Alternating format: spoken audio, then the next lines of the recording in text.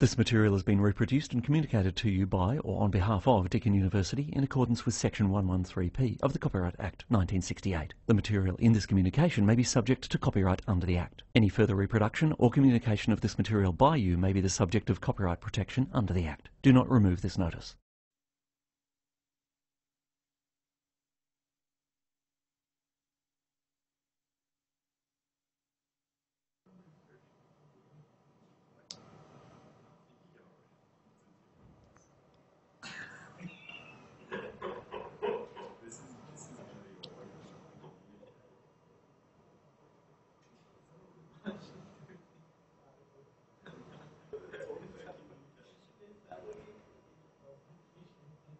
Righto.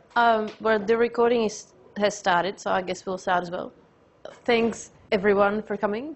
I do appreciate that you actually came here because it's nice to actually talk to people rather than just entities. I still can't really get quite used to that. I might have forgotten to mention yesterday that we have a guest coming next week. His name is Richard Murphy from the Glenelg Hopkins Catchment Management Authority. They're the catchment management authority that are co-sponsoring my scholarship at Deakin. So they're my industry partners, and a lot of the projects that I've done so far are for them. That's also why I'm going to use Glenelg Hopkins as an example, as a case study, because, well, that's my case study, so I know quite a bit around the area. And also, and Jeff said that the same thing last year, they are doing things well. Not all the CMAs, unfortunately, are doing things well, but the Glenelg Hopkins are actually making sure that they are following through on their strategy, etc. And again, you'll hear more about it from Richard next week. Janine put up a new discussion topic. So it's at the very end of the discussion board called Richard Murphy Glenelg Hopkins CMA questions. So I'd like to ask you and the people that are listening to prepare some questions for Richard and post them on the wall there so we can then send it to him in advance so he actually has some time to prepare and we don't just spring it on him. If you could do that by the end of the week, that would be absolutely beautiful. But obviously, if you come up with some questions later on while he's talking, feel free to ask as he goes as well. Rightio. So today I'm going to talk about not just community engagement, good, but I want to talk a bit more about the structure of catchment management authorities because I'm not sure how much of that Hanya has covered. I know she touched on it briefly a couple of weeks back, but just a small recap because I imagine the more I talk about it, the more you remember it and you won't actually have to revise as much for the test. So some recap. Management authorities, catchment management authorities, are based on drainage regions. So depending whether they're draining into the Murray-Darling Basin or whether they're coastal. Can anyone tell me how many catchment management authorities there are in Victoria? 10? Yeah, good stuff. How many of them are coastal? Awesome. And the rest is up north the Murray-Darling Basin. So the concept of catchment management authorities. Could anyone tell me how old the concept is, roughly? No. Yeah, how many years, roughly? 15? You're pretty close, yeah. It's 20. So it was established by the Catchment Management Act, what year? Yeah, cool, it's 1994. So pretty much 20 odd years, but 15 was pretty close, which is good. So it is relatively new in some ways, but they've had some time to actually go and perfect what they're doing. Where does the CMA funding come from? Any ideas?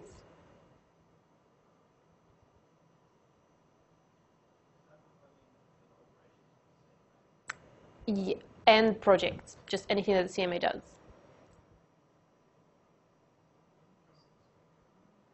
What was it, sorry? The state government, yeah. And for the projects? Yeah, exactly.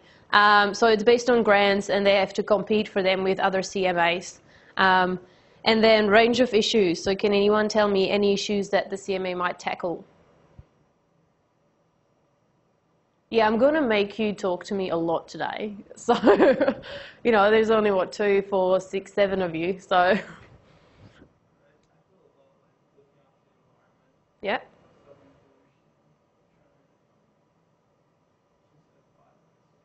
Mhm. Yep. Good stuff. Yeah. So here are all the answers. Going back. Going back to the salinity, to the issue, sorry. So one of them is salinity, for instance, which is a massive issue, mostly connected to air soils, but also water. You would have heard about it from Hanya.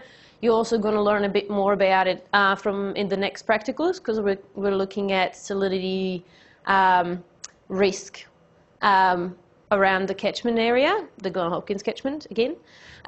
There's pests, plants and animals, or noxious weeds. There used to be a separate board, same as for forestry, for fisheries, and for biodiversity, but now they're sort of all under the CMA umbrella. I'm going to talk about that a little bit later as well, because it is a bit of an issue. Like, it's obviously nice that it's all lovely and integrated, but it means that all these different boards that all got different funding are now under a CMA that has to take care of all these things, but they have just one funding.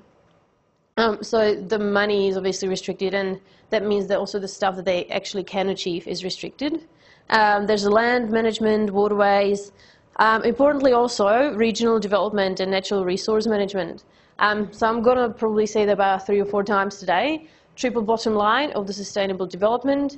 So it doesn't only need to be environmentally or ecologically sound, it's also looking at sustainability into the future in terms of social and economic spheres. So they want to make sure that the ecosystems that we have are preserved, but also that they're able to make money to the people in the regions.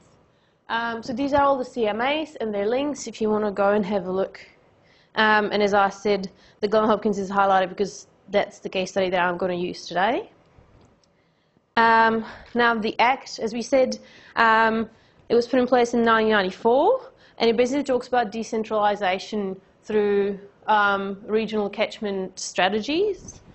I'll see if I can plug in the other side that's closer to me. Ooh. Maybe not.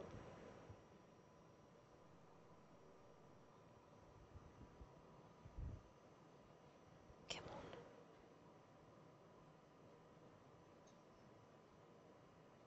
Oh yeah, heaps better. The decentralisation, you probably remember from the Coastal Act that one is quite centralised. It's a statewide statutory document, whereas the catchment management strategies are very regional. Now you're going to see catchment management, the catchment management regions are quite diverse. Some of them are quite small, but the Glenelg Hopkins one is actually quite large in area and very diverse. So they have quite specific issues that they're dealing with, and they are different for each and every CMA. But it doesn't mean that it's just one-sided. So they have to deal with quite a lot.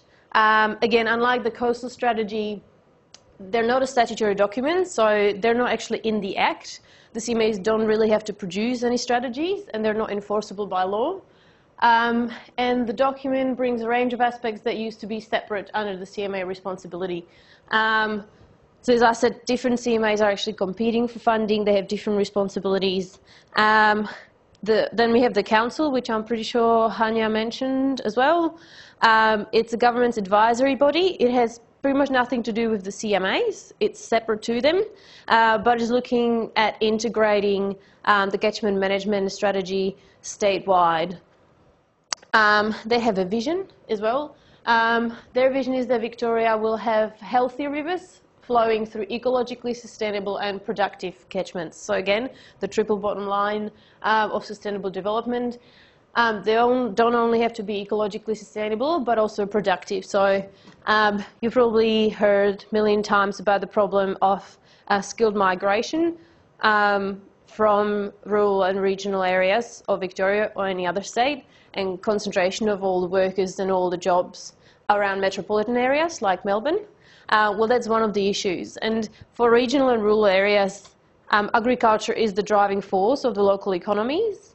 And if you're not really taking care of the ecosystems and the environment, those jobs are threatened. So that's why the catchment management authorities are actually looking at all things holistically and making sure that it's not just all about the environment and rivers and waterways, as one might suggest. Catchment condition and management reports. So the VCMC, the Victorian Catchment Management Council, actually comes up with catchment condition and management reports every 5 years. The first one was in 1997. So they've been doing this for 20 years. Now, you probably in your early 20s, aren't you guys? So you would have seen that 20 years is a pretty long time. Like, a lot can happen in 20 years. So to do it every 5 years, every quarter, it's quite a lot can be achieved, but it doesn't really seem like it is if you actually go through them. One of the reasons is because they haven't been using a unified set of measures, a unified set of factors that they're looking at every year, and every single time they have a different approach, which obviously is not easy when you then want to go back and do research and observe trends, because you can't really see trends in different factors. You need to have the same factor over time. So what it recommended in 2012, I'm only going to talk about the 2012 one and 2017 one, the two most recent ones. The VCMC recommends that robust processes be established to determine the condition of the state's land and water resources and the effectiveness of land protection measures. So only, was it 5-6 years ago now, they actually came up with the idea to introduce robust processes to actually go through all of them. This hasn't been done before. They did it first in 2012. You can see that using spatial analysis is actually a really nice tool to make it all nice and concise and walk through it. I'm going to link quite a bit of this to spatial analyses because we've been using them, so you can see that is really applicable in real life when you want to work in the environmental industry. You can see the condition from good, moderate to poor, and then we have unknown. And then they have, 6 different parameters, and they differ across all the regions, hence the different issues that everyone has to tackle with. You might see the trend that the east is usually in a better condition than the west. Anyone could tell me why that might be? Yeah. Can be the rainfall, definitely. Anything else? There's a massive state park down here in Gippsland, and obviously if it's or national park, if it's a protected area, it's not really going to deteriorate as much as area that is actually, or land that is actually being used for agriculture or any other industries. Hence the really good, native vegetation, whereas you can see up here, the native vegetation is actually really deteriorating. Is the threatened species and populations, fair enough, rivers and streams, again, really good down here and then quite poor down here. And it's all, again, because of rainfall, because if you don't get enough rainfall all year round and you have these really drought and high heat conditions throughout summer, the creeks deteriorate because there's no vegetation that would actually hold the moisture in. A massive problem in southwest specifically is wetland clearing or wetland drying. There's a massive area around here for cropping, but it's not just the croppers, it is the pastures as well. They've been drying wetlands because obviously if you buy land and you want to keep it productive, you want to increase the holding capacity as much as possible to be able to put as much stock on it as possible. The huge problem is that because they want to utilise the whole land, they don't really think about the biolinks and the ecosystem connections. So they used to dry the wetlands, so they get rid of it and can still put sheep on, or cattle, or any crops. The massive problem is, though, that when you have big rainfall events or consecutive rainfall events, the water still accumulates in the same spot that used to be a wetland, except now they don't actually have the vegetation to support it and to absorb that water. So what happens is waterlogging, because the soils in the area, a lot of them are quite heavy clay with not good drainage.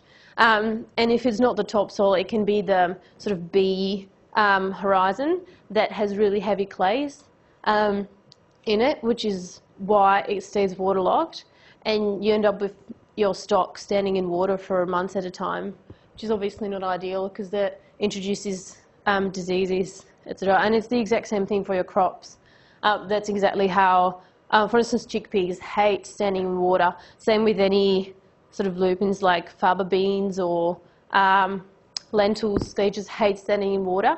So if you try to introduce them down here at the bottom, you're probably going to end up, I don't know, 4 years out of 5 with damaged crops that you won't be able to sell on. Now you can notice that the soils were rated as unknown in pretty much all of them.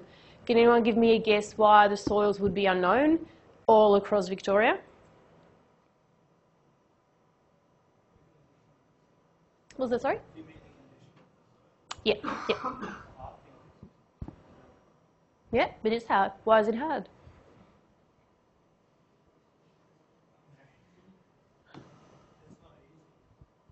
Yeah, that's the exact same thing though.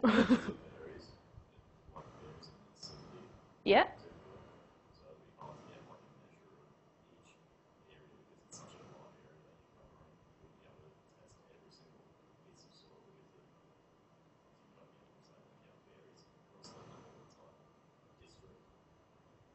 Yeah, awesome. Basically, yeah, exactly what you said. There's just so many different soil types, and you can have farmers that have one paddock, and that one paddock actually has 3 different soil types on it. And it's also because a lot of the area, not so much over here, but especially in the north and northwest, is under agriculture.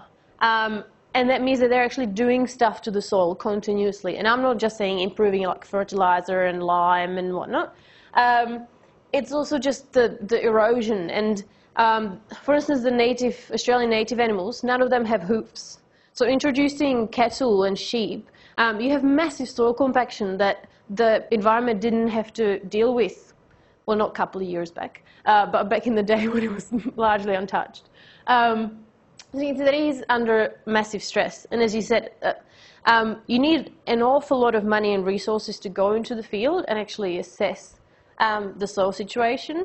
Now, when you talk to farmers, they know really, really well what type of soils they have on their land and what they need. But there hasn't been any way of them actually sharing that information. And there were quite large-scale soil surveys done, but that was about 20, 30 years back when there was still a lot of money, and there was an actual separated soil and land management or something like that board that, again, got their own funding to actually monitor the conditions. Now it's all under the CMAs, and they simply don't have, A, the money, but also the people, because I don't know how many people can get excited about soils here. Really? Cool. There's not that many people around that get like really, really excited about soils because, again, it's not really an exact science because you're sort of like feeling it out to actually assess where it belongs. So I think that's why, because, again, soil scientists just see soils like that. So when I'm going to talk about land suitability assessment, land suitability modelling, and part of the branch when you're looking at commodities is soils. But when you talk to soil scientists, like, oh, it's all about soils. Like, they should have about 70% weight in the whole model because everything hinges on soils. Like, if you don't have soil, you can't grow anything. But then you go to farmers and like, well, you know, there's a lot of things you can do to soils to make them more fertile and make more topsoil, for instance. The problem is, though, that if you don't have the climate for it, if you don't get the water, if you don't get the sunshine, or if you get too much of it, it's just not going to grow. So it's really funny that depending on who you talk to, they tell you that different things are important, which is when where the community engagement comes in, not just in catchment management, but also in science. So my research group and our models that we do extensive validation in the area that we're modelling. Just to go to different stakeholders, talk to different people from farmers, agronomists to scientists, even soil scientists, and actually ask them what they think and how that model reflects the reality. Because if you don't do that, you can have the best looking model, but if it doesn't really resonate with the people from the region, it's going to be useless because they're just not really going to use the information that you're going to generate. And it's just going to be another fancy, incomprehensible model that you're going to end up with. Oh yeah, can anyone tell me examples of all the different types of erosion that we have on soils? Soil guy.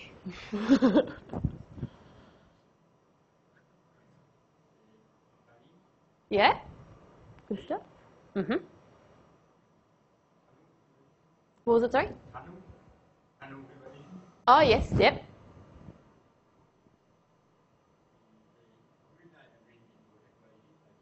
Yeah, wind and water, yep, pretty much. Now, if you look beyond the biophysical, more anthropogenic sort of thing.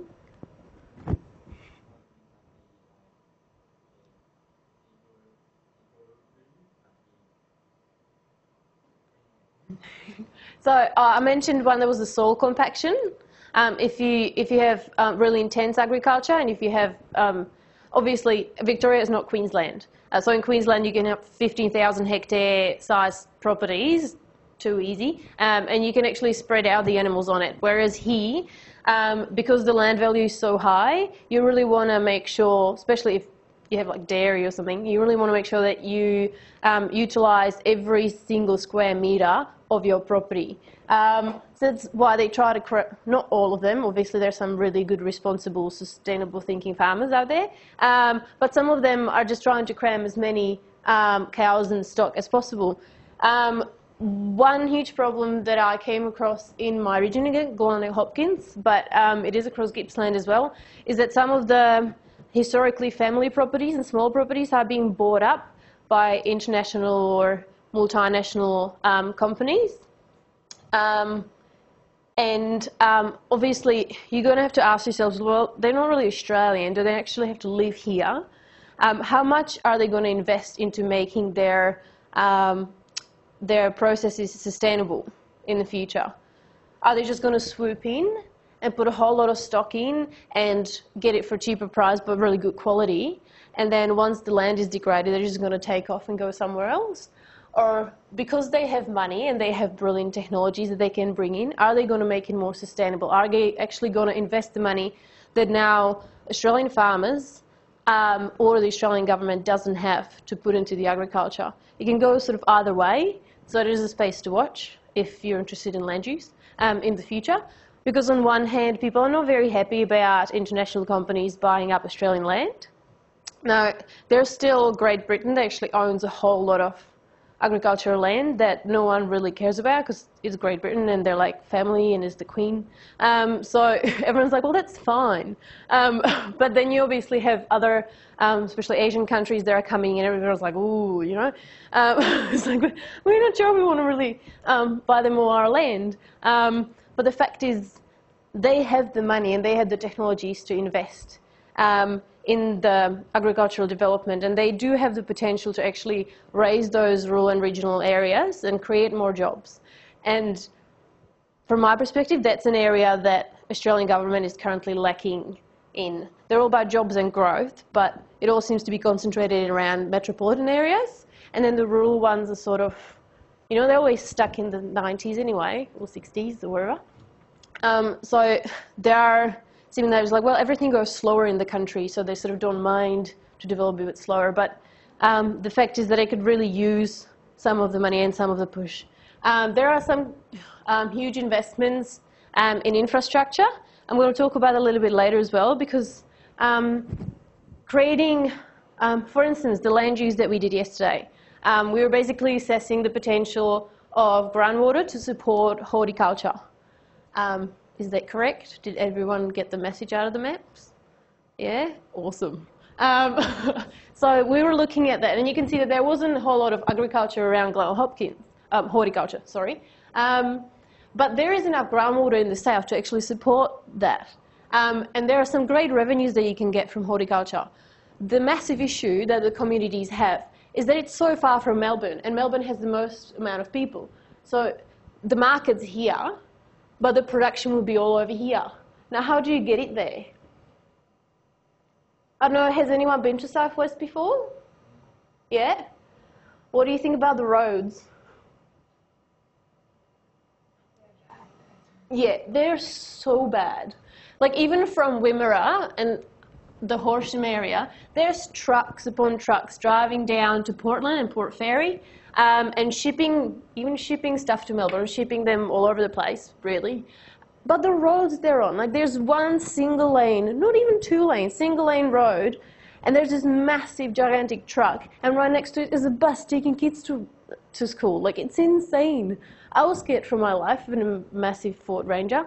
And imagine when you have horticulture outputs, which are perishable. So you have strawberries and plums and whatnot. If you're going to go around on the roads and shake them about, they're not really going to get to anywhere in a very good condition. So that's why it is a massive issue. So all the councils in the area are really keen of actually getting into horticulture because of all the money that's in it. But they're really struggling with the infrastructure. A, the irrigation infrastructure that is just not there and is really expensive to set up. And secondly, the actual road infrastructure. So you don't really have that many trains. There was another train line, there's about like 3 going around here, and there was another one spanning in more inland. And they actually cancelled that recently, which is like, you were supposed to be building more trains, not less. So some of the decisions are slightly counterintuitive, and I just want you to think about, since we're talking about community engagement, and statewide assessments. It's really hard to do statewide assessment because each and every community in all those different CMAs are dealing with different things and different issues. That's all good. Oh yeah, 2017. So you can see that the map has changed quite considerably because yet again they introduced a different set of factors. So it's still a good moderator pool, but I guess they established that having unknown in every single state is not the best idea, and it might send the wrong message. So now they integrated most of the different factors under land, water, biodiversity, coast, and community. Again, you can see what does well, what does a bit worse. We're not really going to go into too much detail about it. But the funny thing, which we mentioned before, is that the assessments over the past 20 years by the Victorian Catchment Management Council in this report were made at the theme level of water rather than of the components as in previous years. So now they're reverting back to just looking at water and waterways rather than assessing everything together. And also another quote from the actual report in 2017. 1 or 2 indicators have been chosen under each theme, aiming as much as possible to meet the criteria that they are measurable on a statewide scale. The method of assessment is repeatable to show trend and to be repeated in future, and they provide an indication of condition of the theme in question. So it took them 20 years to actually get to the point. It's like, oh, maybe we should introduce a set of indicators that we can then measure for like every 5 years to watch a trend. Like for me, that just does not compute. And you can see that's how policy is quite detached from what's actually happening on the ground, because like, how are you going to get anywhere? How do you even create condition reports when you don't have the same set of measurable indicators every 5 years? Like, I don't know. Something to think about. And if you go into policy, just please try to change it and try to think of so for instance, are any of you familiar with renewable technologies and renewable projects? Roughly, well, you know, wind turbines and whatnot. Well, when you actually put in the projects for environmental impact assessment, it goes through different stages, right? So you have the preparation and the actually implementation and the building of the of the wind turbines, for instance, and then you have maintenance during the project life, and then you have decommissioning. And decommissioning is a massive issue that not that many projects actually have. Like, they don't really worry about it. We're just going to build a wind turbine there, and then it's just going to stand there. And the fact that it's probably only going to be able to stand there for 25 years, and then it has to be decommissioned, it's like, well, how are you going to go about that? And in European Union, you have it prescribed in the EIA legislation that you have to have decommissioning plans, because, for instance, the oil rigs don't really have that, and now they're really struggling. So you can convert some of them into artificial reefs, but not really all of them. And the exact same idea actually applies to any reports that you create, any continuous reporting that you create. You should really think about the continuity, the maintenance, or the decommissioning of all your plans and projects. You can't just sort of throw it out there, because now we have the money to do it, and not think about where it's actually going to lead and what you want to achieve. So it's nice that they're doing it now, but it's about 20 years too late, if you know what I mean. Any questions so far? No? If there's anything more that you want to know about it, again, write it down to the discussion board, and we can ask Richard or me or whoever next week, if anything springs to mind later on. Catchment management principles. So we have sustainable development principles, obviously, the triple bottom line. Everything has to be ecologically, socially and economically sound. We have the community empowerment. So catchment management is a partnership between community and government. I have a snippet of Jeff's lecture near the end of this, and he just hits the nail on its head with what he says.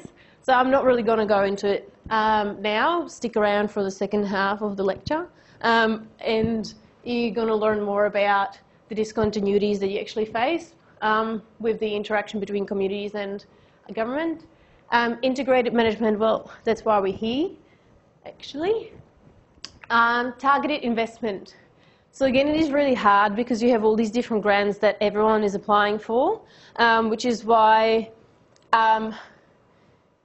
okay, some of the projects are really targeted. So the one that I'm funded with is National Land Care Program. So obviously it focuses on land and land care.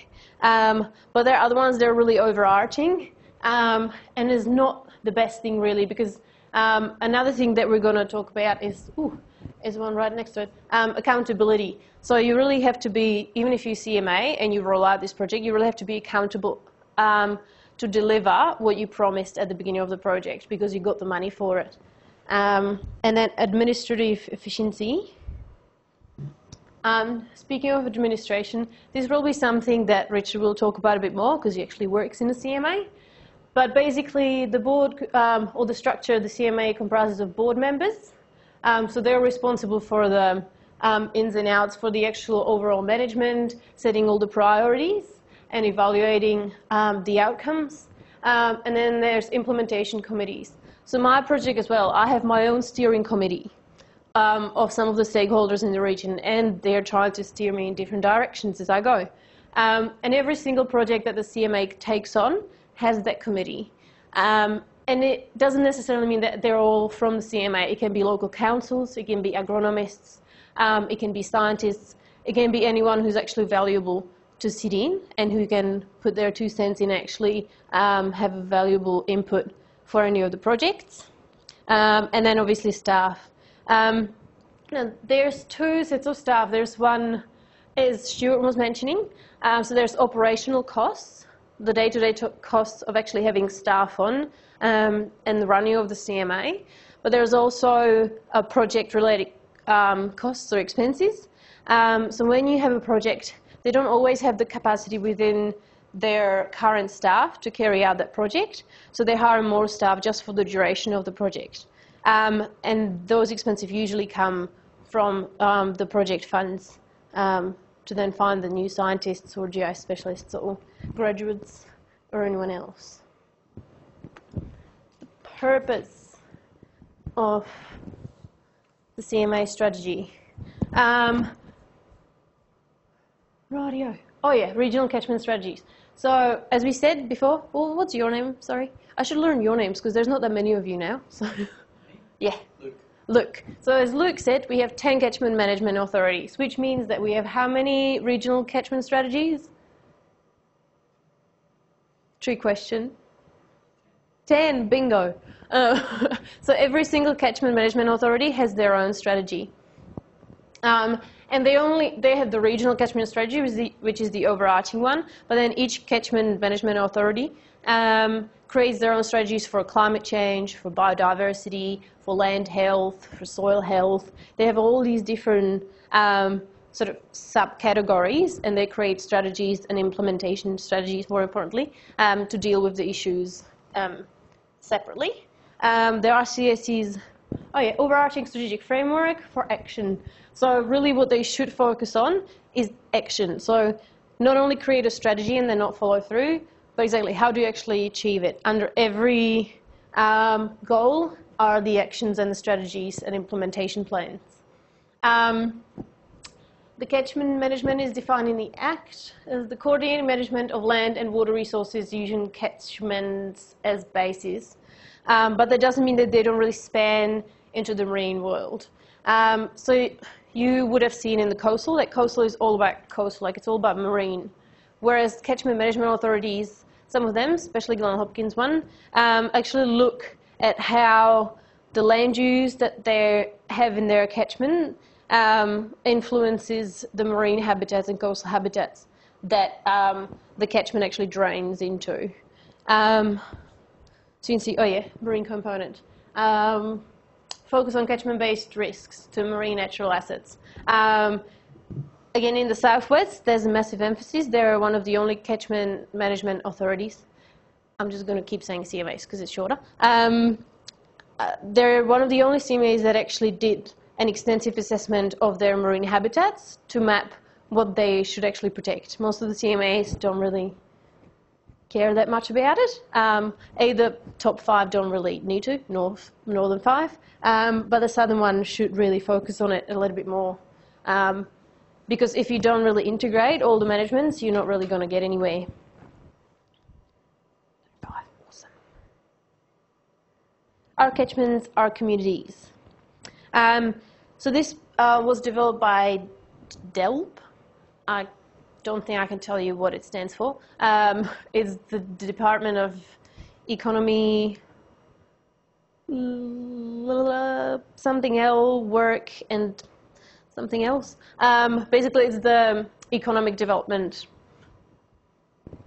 governmental department. There's just so many of them, and they keep changing their names. It used to be called Agriculture Victoria or DPI, Department of Primary Industries. So if you know that one, in New South Wales, it's still DPI. Again, it's all about triple bottom line. So ecological sustainable development, but looking also at natural resource management. It is the first statewide strategy. So the coastal one, the coastal strategy, it's a statutory document, and based on the Coastal Act, it had to be developed and it had to be implemented. Whereas the catchment management strategy is not in the Act, so it doesn't really have to be implemented, and it solely depends on the next government to carry it through. So this one will set up from 2016 to 2019. Once we hit 2019, it'll be up to the government in power then to actually carry it forward and sort of carry on the strategies or form new ones. They're set out to, and we're going to use this, benefit our environment, our community, and our economy, which is an overlying theme that goes all the way through. It spans from the top of catchment down to the coast and related marine environments. So again, they just want to go all the way through and encompass pretty much everything, not just the terrestrial, but also the marine ecosystems. It comprises of 5 goals and then 10 actions. So every goal has 2 actions underneath it. And is looking at strengthening the MER, the monitoring, evaluation, and reporting for every project that they actually fund.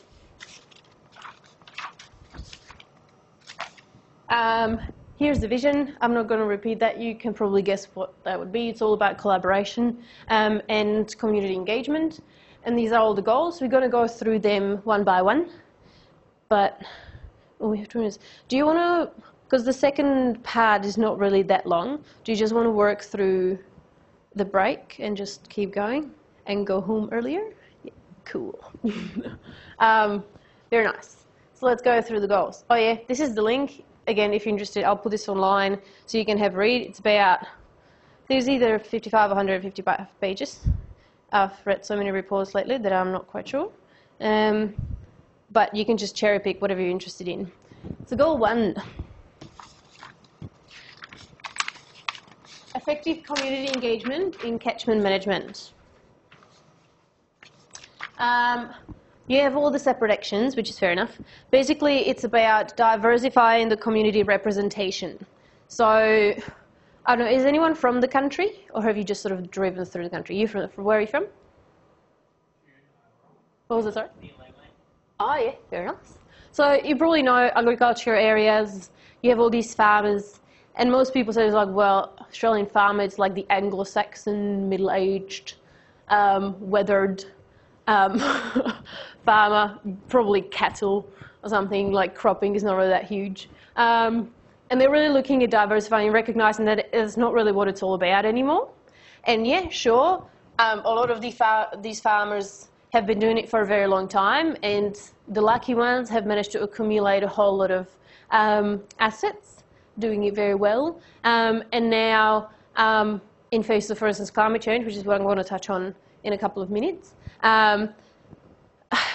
it's a bit easier for them to weather any changes that might come in the future because they have this base of assets to fall back on. So if they've been performing really well and climate change comes, it's not that hard for them to try to adapt and try out new things before it's too late. Whereas if you're a farmer, like a dairy farmer now, really struggling, and now climate change comes in and it basically makes the pasture variety that you've been using for 10 odd years not performing well enough, you don't really have enough money to then go and invest in a different variety or a different species to actually cover the costs and to still have stuff to feed to your animals.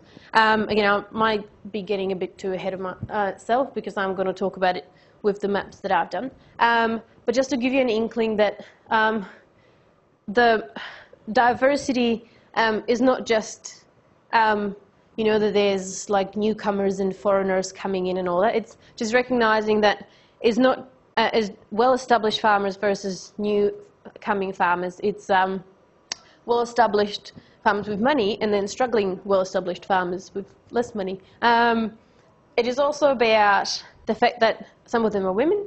I met this one cropper who's absolutely amazing. She's an agronomist as well. She's in the Lake Borlack area. I'm just going to put this on. This might look familiar, or it should. She lives around the Lake Borlack area. Everyone knows her there, literally everyone. She's doing such a great job. And she basically established the farm herself. Like she doesn't come from a farming family per se, in the area at least. So it's just seeing all these different diversities in the area. Now, we're going to talk about quite a bit about Glenelg Hopkins, so you should be familiar with this.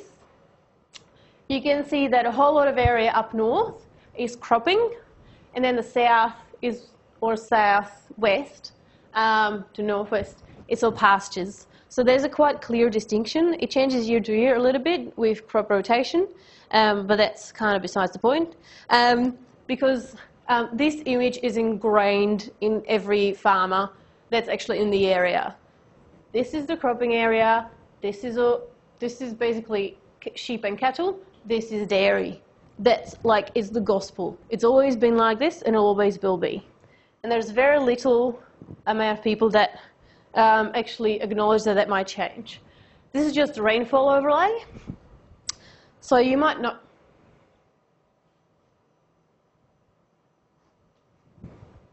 Cool. You might notice, if you look at these two, that it aligns really well with the rainfall and the precipitation. But again, due to climate change, that's going to change. So this is just going to get drier. and basically everything is going to get drier. But you're going to get see the cropping areas stretched towards the south, and it basically means that croppers can now sort of start buying up land further south that may not have been performing so well. I think Hanya was talking about like sheep, what was it called? Wool price reserve and eucalyptus, like managed investment schemes and stuff like that, wasn't she? Do you remember that? No? Yes? No. Fair enough. Well, it's important for the area, so I'll just repeat it. We have the managed investment schemes. Let's start with the wool first. So the region was massive. There was so many really wealthy farmers that made a lot of money on wool because they had a wool price reserve scheme. Basically, they had like cooperatives for wool, and those cooperatives guaranteed you price for wool for 5 years ahead. I think it was 5, maybe 2. I wasn't around back then. But, you know, it's still, like, for a farmer, that's brilliant because, you know, no matter how how well you're going to do, you're always going to get the same price. Even if it's a year ahead, like, that's brilliant from the business perspective because you have a guaranteed price. But it's not really sustainable in terms of they're basically guaranteeing it because they thought that the world prices are going to stay the same or even better, grow, which they didn't.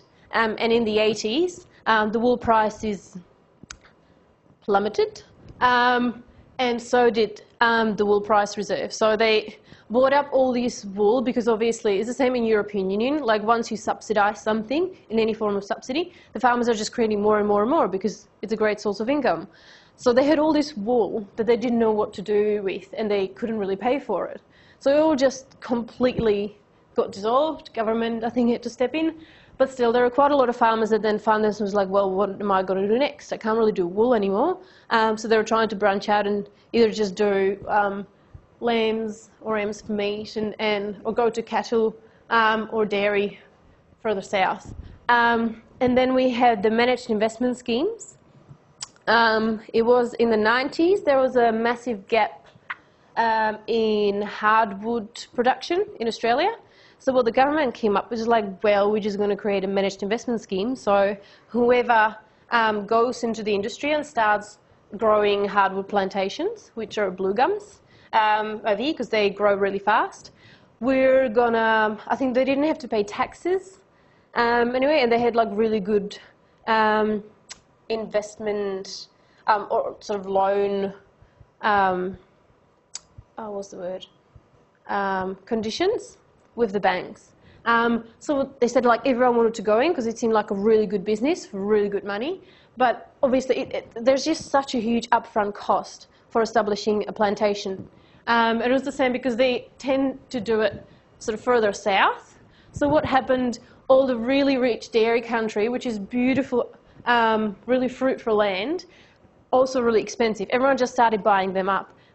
So the land, the price of the land skyrocketed.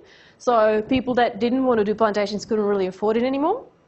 And the upfront costs were just massive and growing as more people were getting in. And then they put the trees in and started growing.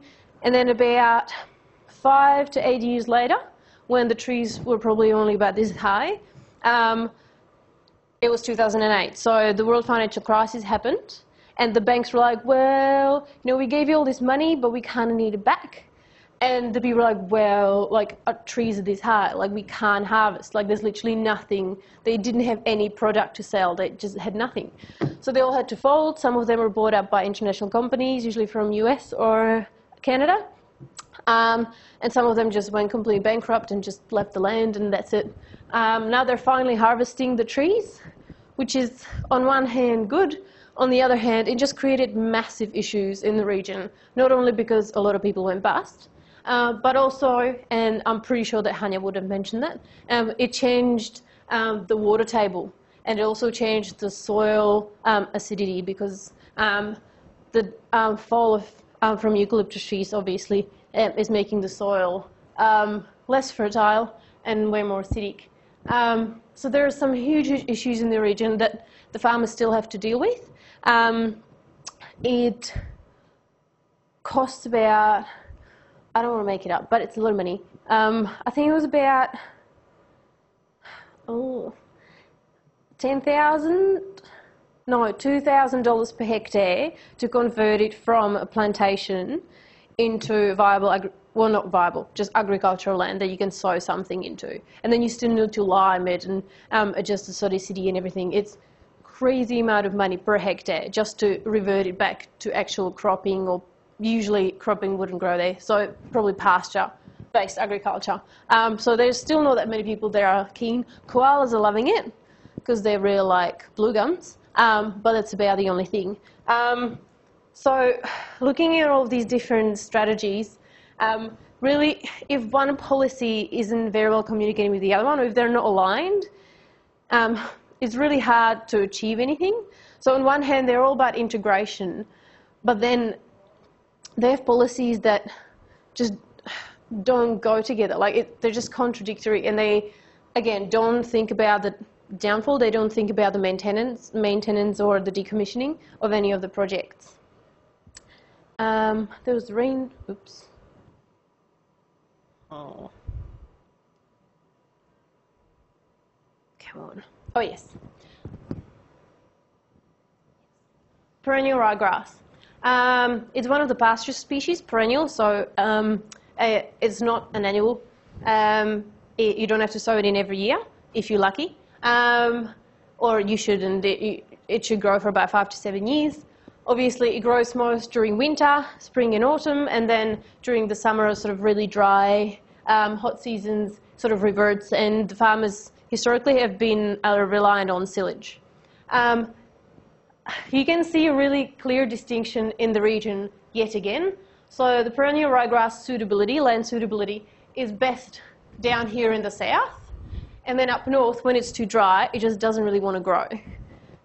Now you see you look at an example of cropping, for instance barley, and it just completely flips the map.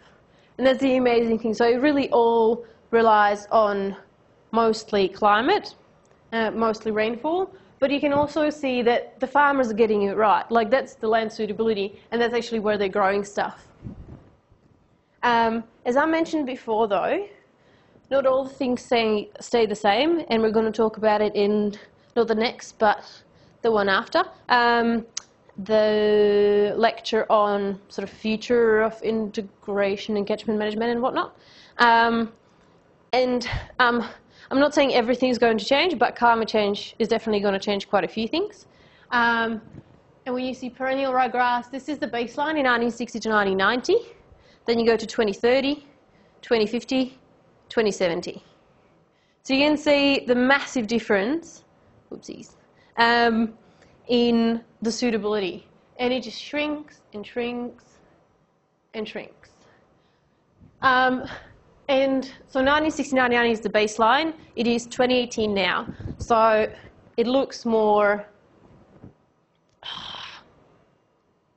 come on, like this. So you see areas, especially in the dairy country around here, that have been brilliant. They've been growing Vickrye as far as the eye can see, and it's always performed really well. And the last couple of years, they've been really struggling, not just with establishment, but carrying the cattle through the winter when it's actually supposed to boom and supposed to grow. So as I was mentioning before, if you're a well-established farmer, you can then dedicate parts of your paddocks to trying lucerne or trying phalaris or plantain or anything else that takes your fancy. And even though the seeds might be a bit more expensive, you can sort of afford to lose it because you have all this other collateral that you've established before. But if you're a farmer that is already struggling, like I think that's the way that people react when stuff changes. Like when you're in a panic mode, you try to stick to what you know. So it's really hard to change the mindset of people, of the communities, to try out new things. Because at the moment, what they've been doing historically isn't really working, but they're still sort of hoping. There was like, well, maybe next year it will. This is like an odd year, and you know, you had the 10-year drought and all that. So we're like, well, it's still recovering. It might still work. A, and B, they just don't have the money to invest into like C4 grasses or plantain. Like, yeah, sure, it's a herb and it would be way more suitable for the actual areas because it's deep-rooted and it's more drought and heat resistant. On the other hand, they just don't have the money, and especially dairy country, again, is really valuable land. So to take the land and basically take it out of the rotation because you're trying stuff out, for a lot of people that's just not an option. So you see the CMAs have a really hard job because they obviously have to or want to make everything sustainable ecologically, and they want to spread the word about climate change and make people sort of more open to adaptation, not really mitigation, just adaptation. But it's really hard because some people just really don't have the means.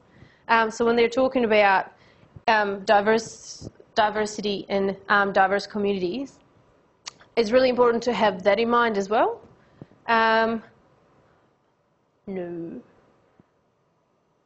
And this is the barley. So you can see, when I talk about climate change, I don't really like to just focus on the doom and gloom because that really scares people.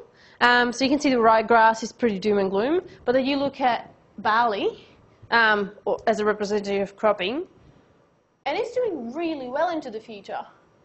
Obviously, eventually in 2070, according to the highest emission scenario, it actually gets a bit too dry up there in the cropping area, but it's still, what, 80% suitability? That's brilliant. Basically, you can think about it as how many years out of 10 you get the highest yield. You have like a really good crop. 8 years out of 10, brilliant. So I'll show it again. You can see how small the area is. And the trend now would be for cropping to spread further south. But again, there's the economic competition of cropping. You really need to work on the land. It is a bit more, okay, depends who you talk to. Cattle farmers or sheep farmers probably tell you that croppers, which are all the youngsters apparently, they're a bit lazy. So you sow the crop in and then you just watch it grow while you sit back and you don't really have to do anything, and then you just have like really busy couple of days when you need to harvest, and that's it. It's not exactly true, but there is a lot of upfront investment into the seed, etc. And basically, if you have a drought or if you have a massive rainfall event and you end up with waterlogged paddocks, it is because you lost all the crops. That's basically it for you. Whereas if you have cattle, you can still sort of sell them to a certain price, for a certain price. So it is really hard, and again, really diverse, but it's really hard to consider all of these people with all of their circumstances in the policies and in the strategies, because you can never really please anyone. And if you try to engage the community, whatever you do, you really need to make sure that they're interested and they can see the value in what you're doing and what projects you're putting forward. But unless it's an actual money economic value, it's really hard to persuade them to do anything. So again, as I said, the really well-established farmers, if you tell them, it's like, well, if you re-establish the wetland over here, you'll end up having more water available for your pastures, your animals, whatever. If you grow or plant trees over about 20% of your property, they can act as windbreaks, and they can also hold the moisture in and hold the soil together, so you lose less topsoil and it's going to be more water in the area, blah, blah, blah. Some farmers will be like, oh yeah, great, like nice idea, I'll totally do that because I don't want my land to degrade because it's really valuable. On the other hand, if you're already struggling, any tree you would plant using valuable land in your eyes, and it's really hard to actually commit to that. Same like dedicating part of your area to wetland. It's like my sheep can't really go and eat the wetland. Like it's just not something that they necessarily think about. So that was the first goal. Spent quite a bit of time on that. One more thing to watch out for, because you might be in those positions when you do research, for instance, that you really want to go out to the community and do proper community engagement. So you want to send out surveys. There is a thing called survey fatigue. So councils do the same thing. They send out surveys, then they have to report to ABARES, then they have the ABS censuses, whatever the word is, for multiple censuses. So there's a lot of paperwork involved, and people get quite sick and tired of answering the exact same questions because like, well, just go to ABS and get the data from there. And then you're like, oh, well, that's not exactly the stuff that I want, and it won't really tell me the thing that I'm really after. But basically, you really have to watch out that what you're asking is not too personal, and you're actually giving them something in return, so they really see the value in the project that you're doing, or you actually give them something in return. You don't just ask them to participate and then hope for the best and sort of like, well, I'll just give them some questions and then figure it out what I'm going to use them for later. You really need to make sure that they're quite targeted and the benefits are very clear. Goal 2, better connections between state, regional and local planning. Again, I guess I kind of covered that with the managed investment schemes. So the fact that you have one plan or one strategy on a local level, then you can have a regional, state one or national one, and it completely overhauls it and flips it on its head. So I guess it's nicer than trying out for the alignment. I'm just going to turn this off. But I guess it's really hard because I come from a tiny country, so we don't have states or territories or anything like that. So there's one government. And the government, okay, they don't really talk to each other anyway, all the different sectors, but it's still easier to manage than when you have the Australian government, and then you have different states and different territories, and you have each catchment, and it just seems like a massive chaos, and no wonder things fall through the cracks, and it's not as well thought out as it should be. Then goal 3, strengthen implementation of regional catchment strategies. So again, that's a great goal. The state government actually came up with an investment, so they're actually paying the catchment management authorities to implement their strategies and to communicate together, which sounds brilliant, considering the fact that historically they had to actually really fend for the funds and compete with each other. But because they've been like that for 20 odd years, it might be really hard to stop seeing that competitive edge that they have to. Like, for instance, Glenelg Hopkins and Corangamite. I'm not sure I should be telling you this, but they don't really like each other. Like, they don't really talk to each other. Glenelg Hopkins is like, well, Corangamite doesn't really follow through from anything. They always want to participate on a project, and then they don't give you any money, but take all the outputs, and then they claim it as if it was just them. Yeah, I definitely shouldn't have told you that, I guess. Well, 2 random CMAs. Basically, that's what happens everywhere. Not everywhere. As in, in any industry, whenever you're collaborating on anything, there's always that risk. It's the same if you're a researcher and you're collaborating with other researchers. Some of them are really nice, some of them are less nice. So you really have to watch out for it. But what I'm trying to get to is that changing the mindset that has been there for 20 years, being like, we're really siloed, we're doing this our way, and now trying to implement a statewide strategy that's going to overhaul all of that and make everyone one big happy family that's going to collaborate on everything and share all the funds. Again, not sure how sustainable that is or how likely that is. But again, it's great that they're trying, and it's great that it's one of their goals. I'm not sure they'll be allowed to do it in the next 3 to 5 years, though. And, whoops.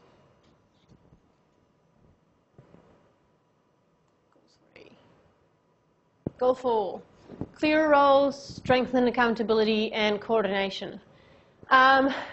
So one of the things, and again, that's the exact same thing with research as it is with the CMA funding. There need to be clear roles of partners. So whenever you're collaborating on anything, you really need to sit down at the beginning and set out who does what, who's accountable for what. And I'm not just saying it's like, well, if you don't do this, we're going to be really angry. I mean, financially accountable, because you're getting all this money. And if you don't follow through, there might be some massive penalties. Which brings us to another massive problem. And again, it's the same thing when you're researching, when you're applying for funding. It can be even state funding. So you apply for a project or with a project for a grant, and you say, we need $50,000 to do X, Y, Z. And then the company or the government or whatnot, they come to you, but it's like, we really like your proposal. We're going to give you $30,000, and you have to do the exact same thing that you set out at the beginning. And you're going to be held accountable if you don't. And more likely than not, it's not just about them cutting the amount of money that they're going to give you down. It's about shortening the timeline as well. So you come and like, well, we'll need 2 years to do this. It's like, well, you've got a year, and we want the exact same outputs that you said, because we see that you can do it, and it's a great idea. So we really want it, but we want it now, or even better, yesterday, and we want it for this little money. And usually in this industry where you really have to attract investment, most of the scientists and most of the projects, they're just like, okay, yeah, sure, we'll find a way. And then it's a really massive issue when you get to the end of the project and you haven't followed through because you ran out of money or you just didn't have enough time. So it's great, again, that they have a goal to improve accountability and strengthen coordination between the partners and whatnot, but it is really hard when you're lacking the funding or the sufficient time to follow through. And then we have the last goal, to improve monitoring, evaluation and reporting. So I guess that's basically what I've been saying all along, just really looking at the maintenance and decommissioning, in quotations, of all the projects that you're doing. And action tools ensure the evidence-based. It is evidence-based, including research and development and monitoring, evaluation, reporting, supports and informs planning and adaptive management. Again, great buzzwords, but to follow through on every single one of them, from a CMA point of view, it's a hell of a lot of work. And on one hand, what I've seen recently, that quite a lot of people were kicked out or left out of former DPI because they were downsizing quite a bit, especially some of the regional offices. What's the word they called them? Can't remember. Anyway, what's been happening is that the CMA is bringing them all in because they've had great expertise and they've been working in the field for 20, 30 years. And now the government is just letting them go, and the CMA is like, okay, great. Just come on in and help us on these projects that someone needs to do them. But previously they didn't really have that many qualified staff, whereas now it's actually all flooding in, and it's really good that they'll end up somewhere. Oh, and now I have this snippet from Jeff, if it works. Basically, he talks about the science and policy interaction. Ensure the evidence-based, including research and development and monitoring, evaluation reporting, supports and informs planning and adaptive management. You could almost, certainly I would agree, this is, if you like, science and policy and management integration. There's a real tendency among researchers, particularly science researchers, to do their own thing on their research project. It's their project, they're looking at this thing, this is really interesting. But unfortunately, if they just jigged it a little bit differently, it might have been actually used. But the project just goes ahead, you do your PhD on it, you'll get an ARC, Australian Research Council grant, you go ahead, you do that research. It's overlaps with the CMA's region, the CMA gets a copy of the PhD at the end, or the ARC report at the end, and looks at it and goes, well, yeah, so what? How's that going to help us? And that is an ongoing problem in science and policy integration in general, but probably when you get into a land management sense, it becomes acute. If you're going to go off and do a land management-based project, you need to speak to the land managers before you start the project and help. Doesn't mean that the CMA would run your project, but if you got to ask for the CMA's cooperation for data, etc., along the way, and you can just rejig your research project a little bit, and it will be very useful to the CMA. That's what this is trying to do. Much harder to do than it sounds, in fact. There, that's the end. Wise words from Jeff. Wise words. Again, I think if you haven't gotten it so far, that was the point I was trying to make, but Jeff made it much better and much more structured, I guess. It is really important that whatever projects you're doing, and it doesn't have to be just science, definitely more specifically if you're in one of the government agencies or if you're in any NGOs or anything, you really have to go and talk to the people that you're doing the projects for, and you really need to make sure that you're tailoring the projects to their needs. Taking it back to the science, when you're going to do, you do have to have a bachelor thesis, don't you? No. What? Oh, no. Really? Oh, far out. All right, well then you don't have to worry about it. But if you went on to do masters, for instance, by research, then you would definitely have to have a research project. So if you're into that, yeah, just try to make, I know there's like so many biology stuff that's really exciting, and you can like count frogs or listen to birds singing and whatnot and analyze that, which is great.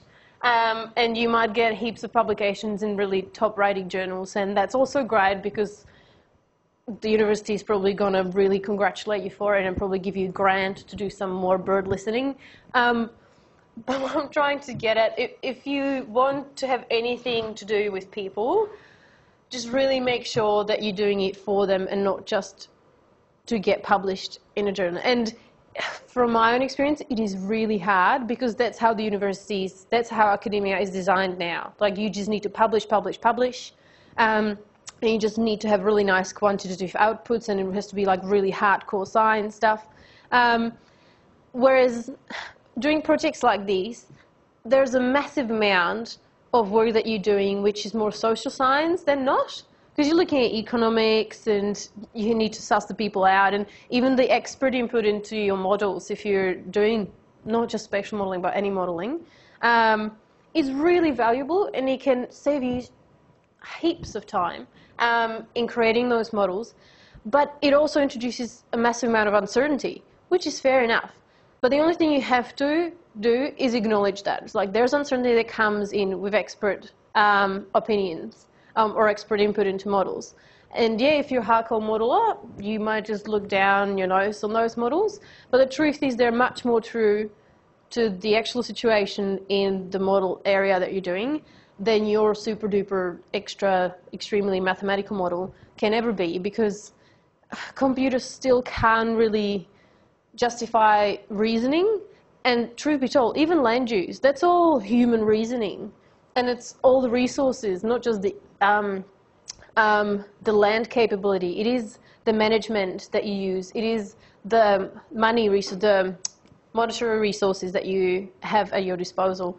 So it is really important that you then go and talk to the community and try to engage with them and try to align with their issues and their goals, rather than not. I'm with the Centre for Regional and Rural Futures, so obviously this is my thing. And the centre really focuses on applied research, which for some people is like, what? It's like, no, there's research. Like, applied research is not a research. It still is. Like, it's still, and it's valuable. Like, you can actually see the value. And if you can influence some of these policies, or if I could influence some of these policies by the project that I'm doing, I'd be over the moon. Like, it's better than getting published in freaking Nature at the end of this, because you actually see the output for people. And I saw the same, I was saying before, like I did a presentation at a sheep convention. Yeah, I know, it doesn't sound like international convention about, I don't know, whatever, environmental science. Doesn't have the same ring to it. But I had so many people coming in and actually saying, like, this is great. Like, I can see that the validation, the input that they gave me during the validation is actually reflected in the maps that I created, in the actual model. And they're like, it's great because someone finally created something that we can now use. And they believed the models more, and they're more likely to listen to what I have to say about climate change, even though some of them didn't really believe in it in the first place. They're more willing to listen than if you're a hardcore scientist that didn't consult them on anything, and then you're just going to come in and twist their arm into adaptation or mitigation of anything. So, yeah, I guess that's my point. Just talk to people. Because it can have real value, real life value. Back to the our catchments, our communities. So the Victorian government basically assigned about 22 million, which is a lot of million, but not enough, I don't think, over the next 4 years to this whole project, to the implementation of all those different goals. It's basically money incentive for the CMAs to go and cooperate together, and I think I mentioned that before as well. There is, in this whole strategy, there's a whole lot of mentions of both marine and terrestrial or catchment areas or environments, so it's really good that they're actually trying to integrate both of those. And it is quite interesting, and I think Jeff sounded quite disappointed about it last year when I was listening to the lecture, that the Coastal Act or the coastal strategies never actually received any money. They never received any funding for implementation, whereas the catchment ones, like, all right, have some money as long as you actually do it, which is quite funny because you can see the priorities, because at the moment it seems like even the marine environment or doing anything for the marine environment is going to hinge on catchment management authorities rather than anyone else. And, oh, we actually talked about this already. So that's me. Do you have any questions? Not yet. I hope you'll have some next week, which is what the next one. So head to the discussion area and leave some questions for Richard regarding the Catchment Management Authority. It can be about community engagement, because he's very good at engaging with the communities. It can be about any policy structures or anything. It can be about, ooh, I'd like a job with the CMA. What do I have to do to get one? He's a really nice man that's really open to talking about pretty much anything. So really don't be afraid to ask questions, because, again, it's really good that you get guests and you don't just have Janine, Hanya and me talking at you the whole time, but you actually have someone from the real world, from the catchment management world, that can tell you a bit more about how it works on the ground. All right. Thank you.